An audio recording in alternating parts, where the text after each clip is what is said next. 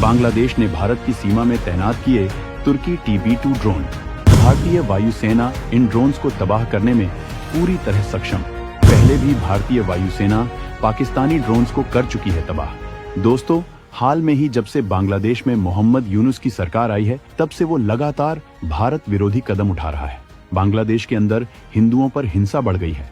बांग्लादेश सरकार कई परियोजनाओं को भारत के बजाय दूसरे देशों को दे रही है। पाकिस्तान से बांग्लादेश हथियार खरीदने पर विचार कर रहा है और तुर्की से उसने घातक ड्रोन हासिल किए हैं। अभी तक सेकुलर रहा बांग्लादेश कट्टर होता जा रहा है और मुस्लिम देशों के साथ गठबंधन बना रहा है। भारत को भड़काने के लिए ही बांग्लादेश ने अपनी सीमा में बायर कतार ड्रोन तैनात किए हैं। ये ड्रोन उसने तुर्की से हासिल किए हैं। ये लेजर गाइडेड मिसाइल कैरी कर सकता है, लेकिन बांग्लादेश भारत की सैन्य क्षमता के आगे एक हफ्ते भी नहीं टिक सकता है। भारतीय वायुसेना इन ड्रोन्स को बेहद आसानी से तबाह करने की क्षमताओं से लैस है। भारत के पास घातक एंटी ड्रोन क्षमताएं हैं।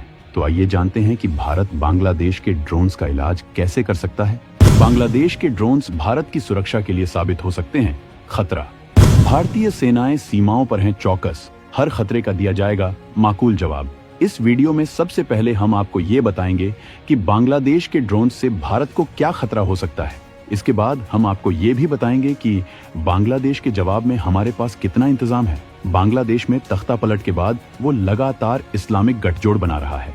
उसने पाकिस्तान के इशारे पर ही तुर्की से घातक ड्रोन हासिल किए हैं। तुर्की ड्रोन के मामले में काफी ताकतवर हो गया है। उसने ये तकनीक अमेरिका से ही हासिल की है। अमेरिका ने दुनिया में राज करने के लिए रूस के खिलाफ तुर्की जैसे कट्टर मुस्लिम देश को भी नाटो में शामिल कर लिया था, जिसकी वजह से उसने अमेरिका से काफी हथियारों की तकनीक हासिल कर ली है। घातक ड्रोन्स उनमें से एक हैं और अब इसका इस्तेमाल वो इस्लामिक जगत में पैठ बनाने के लिए कर रहा है। बांग्लादेश इन ड्रोन्स का इस्तेमाल भारत के खिलाफ कर रहा है। पाकिस्तान ने भी तुर्की से इन ड्रोन्स को हासिल किया है और भारत की सीमा में इनकी तैनाती की है। भारत ने कई बार पाकिस्तानी ड्रोन्स को तबाह किया है। भारतीय वायुसेना के सुखोई 30 विमान घातक मिसाइलों से लैस हैं और सुखोई विमान ने पाकिस्तानी ड्रोन्स को तबाह किया था जब से बांग्लादेश में तख्ता पलट हुआ है। भारतीय सेनाएं सीमाओं पर अलर्ट मोड में हैं। भारत के पास स्वदेशी एंटी ड्रोन सिस्टम भी हैं।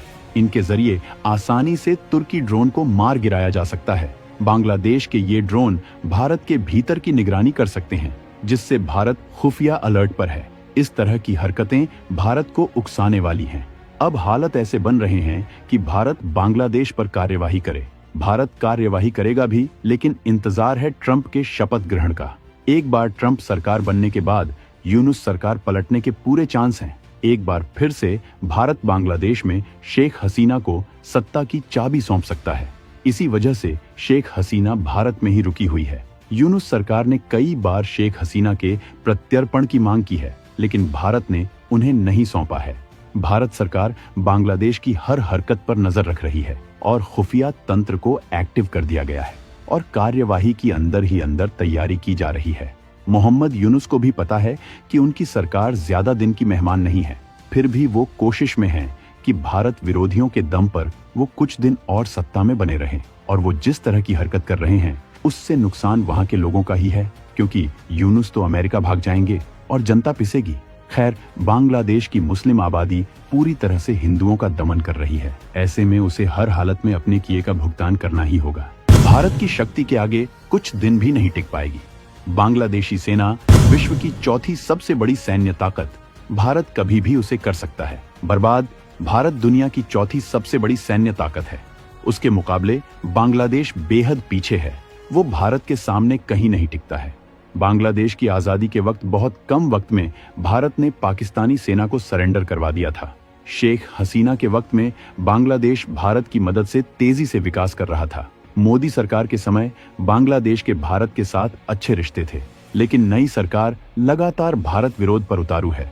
भारत कोई भी कदम बिना सोचे समझे नहीं उठाता है। मौजूदा सरकार ने बहुत से मिशंस को अंजाम दिया है और हर मिशन के पहले पूरी पुख्ता तैयारियां की गई थी। कश्मीर से धारा 370 हटाना भी ऐसी ही प्लानिंग का नतीजा था, जिसकी वजह से कश्मीर में कोई हिंसा नहीं हो सकी और आज कश्मीर शांत है। वो कश्मीर जो लगातार जल रहा था, वहां शांति बनी हुई है। निवेश आ रहा है, रोजगार के अवसर बढ़ गए हैं। पाकिस्तानी प्रोपेगेंडा फेल हो गया है। श्री राम जन्मभूमि मंदिर के वक्त भी सरकार की यही स्पष्ट नीति देखी गई। म्यांमार में घुसकर उग्रवादियों को चुन चुनकर मारने का मिशन हो या फिर पाकिस्तानी कब्जे वाले पीओके में घुसकर आतंकी शिविरों को तबाह करना हो, सरकार ने पुख्ता तैयारी करके अपने मिशन को अंजाम दिया है। आज के वक्त में कई देश भारत को जंग में धकेलने की कोशिश कर रहे हैं, लेकिन भारत इस पर संजीदगी से काम कर रहा है, क्योंकि अगर भारत इस वक्त जल्दबाजी में जंग में कूद जाता है तो इससे वो लंबे वक्त तक जंग में ही उलझा रहेगा। चीन बांग्लादेश की मदद करने लगेगा और भारत की इकोनॉमी को भयंकर नुकसान होगा। जो भारत 5 साल में दुनिया की तीसरी अर्थव्यवस्था बनने वाला है, वो फिर से पीछे हो जाएगा। चीन को आगे बढ़ने का मौका मिल जाएगा। इससे सीमा में भी असर पड़ सकता है। भारत की तेजी से बढ़ती हुई इकोनॉमी बहुत से देशों को पच नहीं रही है और वो लगातार भारत के खिलाफ साजिश कर रहे हैं। भारत सुरक्षा परिषद में भी मजबूती से स्थायी सदस्यता की मांग कर रहा है। इसी वजह से चीन की बेचैनी बढ़ गई है। वो किसी तरह से भारत की रफ्तार को रोकना चाहता है, लेकिन भारत इस साजिश को समझता है। एक्सपर्ट का मानना है कि भारत बांग्लादेशी हिंदुओं के लिए जरूर कदम उठाएगा, लेकिन ये कदम उन्हें अपनी समस्या से स्थायी निजात दिलाएगा। बांग्लादेश को तोड़कर एक हिंदू स्टेट अलग किया जा सकता है। ये दुनिया का पहला हिंदू राष्ट्र भी हो सकता है, या फिर भारत उस हिस्से को भारत में ही मिलाना चाहेगा। कोई ना कोई बड़ा कदम तो जरूर उठाया जाएगा। बाकी सवालों के जवाब तो भविष्य के गर्भ में छुपे हुए हैं।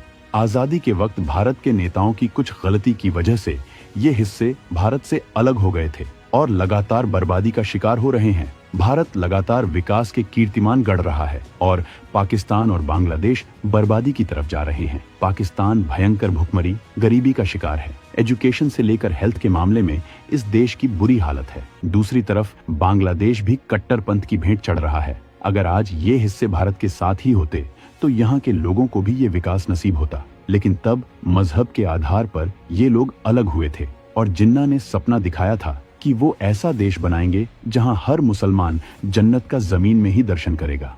लेकिन आज पूरी दुनिया पाकिस्तान को जहन्नुम से भी बुरा मानती है और भारत हर दिशा में तेजी से आगे जा रहा है। तो दोस्तों,